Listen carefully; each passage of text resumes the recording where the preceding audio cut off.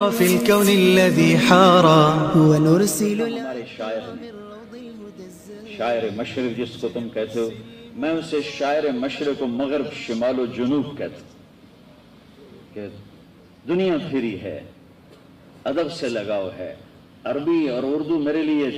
ایک جیسا ہو گیا ہے، فارسی بھی پڑھی، فارسی کا کلام بھی، انگریزی ویسی ٹیکنالوجی کی زبان ہے، اس میں ادب کی وہ چاشنی ہے ہی نہیں۔ ہماری جماعت گئی 1996 میں انڈونیشیا، وہاں جنرل حبیبی اس وقت وہ تھے، صدر تھے، لیکن وہ بنائے گئے تھے الیکشن کروانے کے لیے، ایکٹنگ پریزیڈنٹ تھے، وہ 6 مہینے کے لیے بنائے گئے تھے۔ ہماری جماعت ان سے ملی تو وہ فرمانے لگے کہ آپ لوگوں کو پتہ ہے کہ آپ لوگوں کا ہمارے اوپر ایک احسان ہے کہ ہم نے یہاں تحریک آزادی جو چلائی، آپ کے 2 آدمیوں کے پیغام کو اپنی زبان میں ٹرانسلیٹ کر کے، آپ کے اقبال کی شاعری کو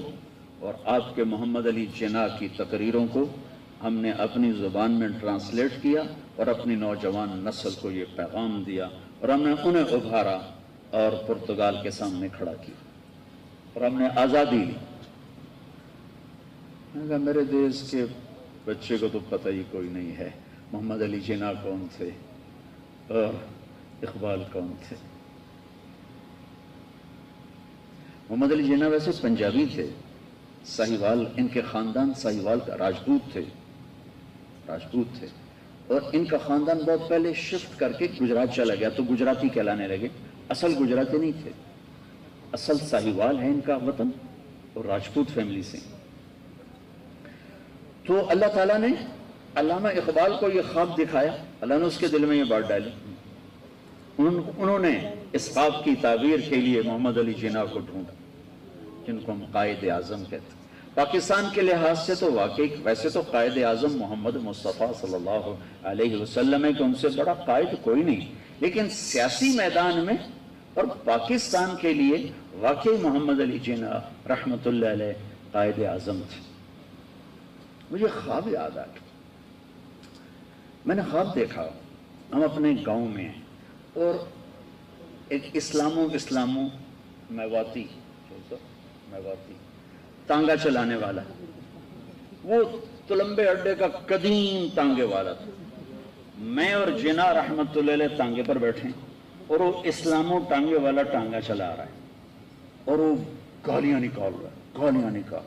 بڑی گندی گالیاں دے رہا ہے، پاکستان بنایا، ہمیں لٹوا دیا، ہمیں پٹوا دیا، بچے مروا دیے، گھر سے بے گھر ہو گئے، اور محمد علی جناح رحمت اللہ علیہ کے چہرے پر ایک غم آ رہا ہے۔ جب اس کی گالیاں ختم ہوئی تو کہنے لگے میرے بھائی، میں نے تو مسلمانوں کے لیے بنایا تھا، اپنے لیے نہیں بنایا تھا، اور یہ کہہ کر وہ اتر گئے، تانگے سے اتر گئے، میں بھی ساتھ اتر گیا۔ میں نے کہا آپ کا قبر میں کیا حال ہے؟